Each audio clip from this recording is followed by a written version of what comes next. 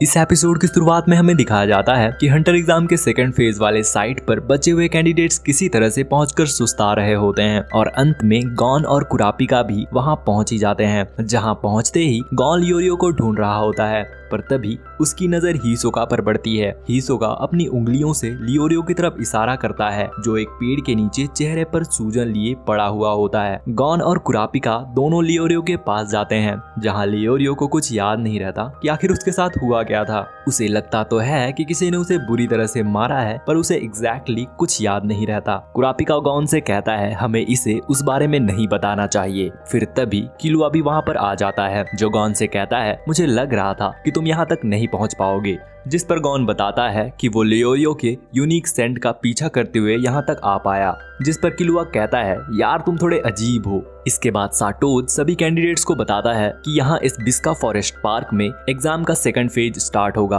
और नए एग्जामिनर इस गेट के अंदर तुम्हारा वेट कर रहे हैं। और साटोज सभी को गुड लक विश करके वहाँ से चला जाता है। इसके बाद बिस्का फॉरेस्ट पार्क का गेट ओपन हो जाता है, जहाँ मैंसी और बुहरा नाम के दो एग्जामिनर्स अपने आप को इंट्रोड्यूस करते हुए बताते हैं कि वो गोरमे हंटर्स हैं, यानी कि ऐसे हंटर्स जो खाने पीने की चीजों को परखने में एक्सपर्ट होते हैं। और आगे बताते हैं कि एग्जाम के सेकंड फेज के अंतर्गत सभी कैंडिडेट्स को कुकिंग करना होगा और जिस भी कैंडिडेट के डिश से वो दोनों सेटिस्फाई होंगे वो इस फेज में पास होगा। बहुत से कैंडिडेट्स एग्जामिनर्स की गोरमे हंटर होने वाली बात पर हंसने लगते हैं, क्योंकि वो सोच रहे होते हैं कि हंटर्स का कुकिंग से क्या लेना देना। और इस बात से मैंसी को बहुत गुस्सा भी आ रहा होता है। इधर साटोज एक पेड़ पर बैठकर उन सब पर नजर रख रहा होता है और सोच रहा होता है कि मैंसी और बुहरा को एग्जामिनर के रूप में चूज करना काफी प्रॉब्लमेटिक हो सकता है। और अभी इस सेकंड फेज में केवल 50 कैंडिडेट्स ही इंटर कर पाए हैं, पर जिस तरह का टास्क उन्हें मिला है लगता नहीं है कि इस फेज में 10 एप्लीकेंट्स भी पास हो पाएंगे। इसके बाद टोडो एग्जामिनर्स से पूछता है कि उन्हें क्या बनाना होगा, जिस पर बुहरा उन्हें पोर्क का कोई भी डिश बनाने को कहता है। बुहरा उन्हें आगे बताता है कि पोर्क के लिए वो बिस्का फॉरेस्ट के किसी भी प्रजाति के सुअर को यूज कर सकते हैं। इसके बाद सभी पार्टिसिपेंट सुअर की तलाश में बिस्का फॉरेस्ट की ओर चले जाते हैं। जिसके बाद मैंसी बुहरा से कहती है तुम्हें पता है ना यहाँ सिर्फ एक ही प्रजाति के सुअर रहते हैं। जिस पर बुहरा कहता है उम्मीद तो यही है कि वहाँ कोई भी कैंडिडेट नहीं मरेगा। इधर सभी एप्लीकेंट्स उस जंगल में इधर उधर सुअर को ढूंढ रहे होते हैं। एट लास्ट गोन, कुरापिका, लियोरियो और किलुआ को कुछ पिग्स दिख जाते हैं, पर वो पिग्स ग्रेट स्टॉम्प प्रजाति के होते हैं, जो कि मांसाहारी और बेहद खतरनाक होते हैं। उन्हें हड्डियां चबाते देख ये चारों वहां से भागने लगते हैं, पर वो पिग्स उनके पीछे पीछे उन्हें दौड़ाने लगते हैं और रास्ते में आए सभी पार्टिसिपेंट्स को हवा में उड़ाने लगते हैं। हांजो और टोडो उन पिग्स पर अटैक भी करते हैं, पर उन अटैक्स का कोई असर नहीं होता। लेकिन जब एक सुअर गॉन पर अटैक करने की कोशिश में एक पेड़ से टकरा जाता है, तो उस पेड़ में लगे फ्रूट्स उसके ऊपर गिर जाते हैं और एक फ्रूट जब उसके माथे पर लगती है तब उसे दर्द होने लगता है, जिससे गॉन को उसके वीक स्पॉट का पता चल जाता है। फिर गॉन अपने फिशिंग पोल से उस पिग के फोरहेड पर जोर से अटैक करता है, जिससे वो सुअर तुरंत मर जाता है, जिसे देखकर बाकी पार्टिसिपेंट्स भी पिग के फोरहेड पर अटैक कर करके बहुत सारा सुअर मार गिराते हैं और एग्जाम वाली जगह पर ले आते हैं, जिन्हें देखकर मैंसी और बुहरा हैरान रह जाते हैं। इसके बाद सभी पार्टिसिपेंट्स अपना अपना सुअर पकाने लगते हैं और जब सुअर पक जाता है तो बारी आती है टेस्टिंग की। सब एक एक करके अपनी बनाई डिशेज लाते हैं, जो बुहरा को तो काफी पसंद आता है, पर मैंसी को पसंद नहीं आता, क्योंकि सभी एप्लीकेंट्स पोर्क को बस रोस्ट करके लाए हुए होते हैं और किसी ने भी उसके बेटर टेस्ट के लिए कोई एफर्ट नहीं लगाया होता, इसलिए मैंसी उन्हें टेस्ट तक नहीं करती। दूसरी तरफ गॉन, कुरापिका और लियोरियो आपस में बात कर रहे होते हैं कि अभी तक एक भी एप्लीकेंट पास नहीं हुआ है। कुरापिका कहता है सेकंड फेज भले ही एक कुकिंग टेस्ट है, पर एग्जामिनर हमारे डिश की ओरिजिनलिटी के साथ साथ हमारे ऑब्जर्वेशन को भी परख रहे हैं। जिसके बाद लियोरियो अपने डिश के ऊपर एक झंडा लगा देता है और टेस्ट कराने मैंसी के पास चला जाता है, जिसे देखकर मैंसी उसे गुस्से से कहती है क्या ये डिश तुमने बच्चों के लिए बनाया है। गॉन भी अपने डिश को सजा धजा कर ले जाता है, पर मैंसी उसे भी रिजेक्ट कर देती है। लेकिन मैंसी कुरापिका के डिश को एटलीस्ट टेस्ट करती है, पर उसे उसका टेस्ट अच्छा नहीं लगता और वो बोलती है इससे अच्छा तो नंबर 403 था। जिस पर लियोरियो कुरापिका को चिढ़ाने लगता है। सबके डिशेस की टेस्टिंग के बाद मैंसी कहती है ये एग्जाम यहीं पर खत्म होता है, क्योंकि कोई भी उनके इस टेस्ट में पास नहीं हुआ, जिसे सुनकर सभी पार्टिसिपेंट्स निराश हो जाते हैं। इधर पेड़ पर बैठा साटोज यह सब देखकर सोच रहा होता है, जैसा मैंने सोचा था, मेंसी अपनी आदतों से कभी बाज नहीं आएगी। इसके बाद वह हंटर एग्जाम के चेयरमैन के पास कॉल करता है और उन्हें सारी घटना के बारे में विस्तार से बताता है, जिस पर चेयरमैन कहता है, लगता है अब मेरे पास और कोई रास्ता नहीं बचा, मुझे खुद ही वहाँ पर जाना होगा। और सीन शिफ्ट होता है जहाँ हम देखते हैं कि सभी कैंडिडेट्स अपनी फेल होने वाली बात को लेकर फ्रस्ट्रेट हो चुके होते हैं। उनमें से कुछ लोग एग्जामिनर से आर्ग्यू कर रहे होते हैं। तभी टोडो वहाँ रखी चीजों को तोड़ता हुआ गुस्से से कहता है, मैं इस चीज को नहीं मानता, तुमने हमें पोर्क बनाने को कहा और हमने अपना जिंदगी दांव पर लगाकर तुम्हारे लिए एक सुअर का मांस बनाया और अब तुम कह रहे हो कि हम सब फेल हैं। जिस पर मेंसी कहती है, हमने कहा था कि तुम पोर्क का यूज करके कोई ऐसी डिश बनाओ जो हम दोनों के टेस्ट बड को सेटिस्फाई कर सके, पर तुम सब पोर्क को सिंपली रोस्ट करके यहाँ ले आए। किसी ने भी उसका टेस्ट अच्छा करने के लिए इवन ट्राई तक नहीं किया, जो ये साबित करता है कि तुम किसी ने भी इस टेस्ट को सीरियसली लिया ही नहीं। जिसे सुनकर हांजो कहता है, कम ऑन यार, अब सुअर को जैसा भी पकाओ सुअर तो सुअर ही रहेगा ना। जिस पर मेंसी हांजो का कॉलर पकड़कर चिल्लाते हुए कहती है, अगर तुम्हारे मुंह से एक और बकवास निकला तो मैं तुम्हारे पिछवाड़े पर बम्बू घुसा दूंगी। फिर वो आगे सभी एग्जामिनर से कहती है, तुम में से कोई भी ऐसा नहीं जिसमें इतनी हिम्मत हो कि कोई इनोवेटिव डिश बना सके। जिसे सुनकर टोडो कहता है, मैं यहाँ कोई गोरमे कुक बनने नहीं आया, मुझे हंटर बनना है और मुझे तुम जैसी कोई बेवकूफ गोरमे हंटर ये नहीं बता सकती कि मैं हंटर बनने लायक हूँ या नहीं। जिस पर मेंसी कहती है, तो तुम्हारी किस्मत ही खराब है कि एक गोरमे हंटर तुम्हारे एग्जामिनर है, कोई नहीं, अगले साल फिर से कोशिश कर लेना। जिसे सुनकर टोडो गुस्से से लाल हो जाता है और मेंसी पर अटैक करने ही वाला होता है, लेकिन बूहरा उसे एक जोरदार चमाट मारकर हवाओं की सैर करा देता है। मेंसी बूहरा से कहती है,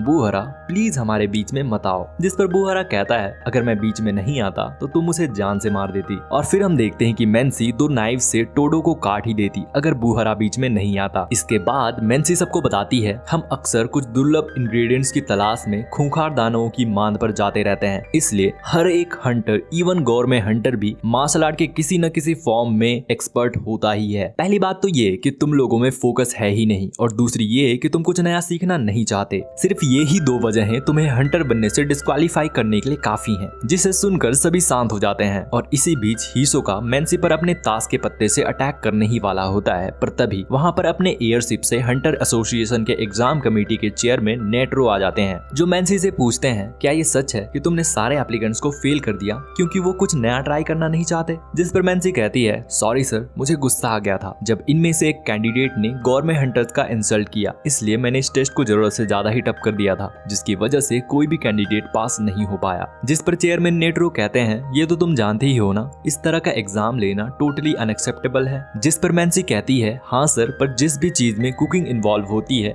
मैं बहुत इमोशनल हो जाती हूँ, इसलिए मैं एग्जामिनर के पोस्ट पर रहने के काबिल नहीं हूँ। और अपना रेजिग्नेशन देते हुए नेट्रो से रिक्वेस्ट करती है कि इन एप्लीकेंट्स को दोबारा टेस्ट देने का अवसर दिया जाए। जिस पर नेट्रो बताते हैं कि इतना जल्दी नया एग्जामिनर ढूंढना नामुमकिन है, और आगे बताते हैं कि मेरे पास एक आइडिया है, क्यों ना फिर से तुम ही इन कैंडिडेट का एग्जाम लो, लेकिन शर्त ये है कि तुम्हें खुद भी एज अ कैंडिडेट इस एग्जाम में पार्टिसिपेट करना होगा। जिस पर मेंसी खुशी से मान जाती है और कहती है कि हमें अगले टेस्ट के लिए बॉइल्ड एग बनाना होगा, और चेयरमैन नेट्रो से रिक्वेस्ट करती है कि वह उन सबको अपने एयरशिप से अधकटे पहाड़ पर ले जाएं। इसके बाद चेयरमैन नेट्रो मेंसी, बूहरा और सभी कैंडिडेट्स को अपने एयरशिप से अधकटे पहाड़ पर ले जाते हैं, जहां पहुंचकर मेंसी सबको अधकटे पहाड़ के गैप वाली जगह पर दिखाते हुए कहती है, स्पाइडर ईगल अपने अंडों को शिकारियों से बचाने के लिए ऐसी गहरी बीहड़ों में छुपाती है जहां तक पहुंच पाना सामान्य लोगों के लिए नामुमकिन है, इसलिए इन अंडों को ड्रीम एग्स भी कहा जाता है। और इसी के साथ मेंसी अंडा लेने के लिए अधकटे पहाड़ के गहरे गैप में कूद जाती है और स्पाइडर ईगल के अंडों के ठीक ऊपर वाले वेब से लटक जाती है, जिसे देखकर सभी कैंडिडेट्स चौंक जाते हैं। सब यही सोच रहे होते हैं कि अगर उसने एक आध अंडा पकड़ भी लिया पर वो वापस ऊपर कैसे आएगी, पर तभी मेंसी नीचे कूदकर एक अंडा पकड़ लेती है और ग्रेविटी की वजह से नीचे जाने लगती है, पर कुछ ही देर में एक हवा का झोंका उसे वापस ऊपर ले आता है। ऊपर पहुंचकर मेंसी सबसे कहती है, तुम सबको बस एक एक अंडा ऊपर लाकर उबालना होगा और तुम सब इस एग्जाम में पास हो जाओगे। जिस पर टोडो घबराते हुए कहता है, कोई भी समझदार इंसान वहां नीचे नहीं कूदेगा और मैं तो कभी नहीं। पर तभी गॉन और उसके तीनों फ्रेंड्स नीचे कूद जाते हैं, जिन्हें देखकर और भी पार्टिसिपेंट्स उनके पीछे कूद जाते हैं। मेंसी उन सबको कहने की कोशिश करती है कि अभी उसने पूरी बात एक्सप्लेन नहीं की है, पर तब तक वो सभी पार्टिसिपेंट्स कूद चुके होते हैं और सभी स्पाइडर ईगल के वेब से लटक गए होते हैं। उनमें से एक कैंडिडेट तुरंत अंडा लेने नीचे कूद जाता है, पर तब कोई हवा का झोंका ऊपर नहीं आता, जिसकी वजह से वह पार्टिसिपेंट नीचे गिरकर मर जाता है। जिसके बाद गॉन और बाकी कैंडिडेट्स वहीं लटक कर हवा के आने का वेट कर रहे होते हैं, पर वेब्स में वेट ज्यादा होने की वजह से वो टूटने लगते हैं, जिसे देखकर 3 कैंडिडेट्स तुरंत नीचे चले जाते हैं, पर तब भी कोई हवा ऊपर नहीं आता, जिसकी वजह से वो लोग भी मर जाते हैं। लियोरियो कहता है कि उन्हें कब तक यहाँ वेट करना होगा, क्योंकि ये वेव ज्यादा देर तक हमारा वेट नहीं संभाल सकती, जिस पर गॉन कहता है बस कुछ देर और। दोस्तों यहाँ गॉन अपनी सूंघने की स्ट्रॉन्ग एबिलिटी से ये समझ पाने में कैपेबल हो रहा होता है कि अगला हवा का झोंका कब आएगा, पर तभी ईगल स्पाइडर का वेव टूटने ही वाला होता है कि गॉन सबको नीचे जाने को कहता है और सभी एक साथ नीचे जाकर अंडों को पकड़ लेते हैं और हवा का झोंका तुरंत उन सभी को ऊपर ले आता है। मैंसी बाकी बच्चे कैंडिडेट्स जो नीचे कूदने से डर गए थे उनसे कहती है क्या वो अब नीचे जाना चाहते हैं, जिस पर उनका लटका हुआ चेहरा देखकर वह समझ जाती है कि वो कूदना नहीं चाहते। इसके कुछ देर बाद हम देखते हैं सभी कैंडिडेट जो अंडा ला पाने में कामयाब हो पाए थे वो अपना अपना लाया हुआ एग बॉईल करके खा रहे होते हैं, जो कि बहुत टेस्टी होता है। हांजो कहता है ये नॉर्मल एग्स की तुलना में कहीं ज्यादा स्वादिष्ट है। कुरापिका अपने दोस्तों से कह रहा होता है मुझे अब समझ आ रहा है कि इसे ड्रीम एग क्यों कहा जाता है। गॉन टोडो के पास आकर उसे भी एक एग खाने को देता है, जिसे खाकर वो तुरंत बोल पड़ता है ये कितनी टेस्टी है। फिर मेंसी वहां आकर टोडो से कहती है अभी तुम एक नए खोज का आनंद महसूस कर रहे हो और अब तुम्हें पता है कि ये कैसा फील होता है। यही वो फीलिंग है जिसके लिए हम अपनी जिंदगी दांव पर लगाते हैं। जिसके बाद टोडो मेंसी से कहता है मैं इस साल के एग्जाम में अपना फेलियर एक्सेप्ट करता हूँ और अब मुझे पता है कि मैं कहाँ गलत था, पर अगले साल मैं दोबारा एग्जाम दूंगा बेटर तैयारी के साथ। दोस्तों यहाँ इस एपिसोड में कैंडिडेट्स को एक बेहद वैल्यूएबल लेसन मिला कि चाहे आप ब्लैक लिस्ट हंटर बनना चाहते हो या फिर गोरमे हंटर, आपको किसी भी टाइप का हंटर बनने के लिए करेज और डिटर्मिनेशन की सबसे ज्यादा जरूरत होती है। और इसी के साथ यह एपिसोड खत्म हो जाता है और अंत में हमें पता चलता है कि अब केवल 42 कैंडिडेट्स ही अगले फेज के लिए बच पाए हैं। यहाँ तक देखने के लिए आप सबका धन्यवाद।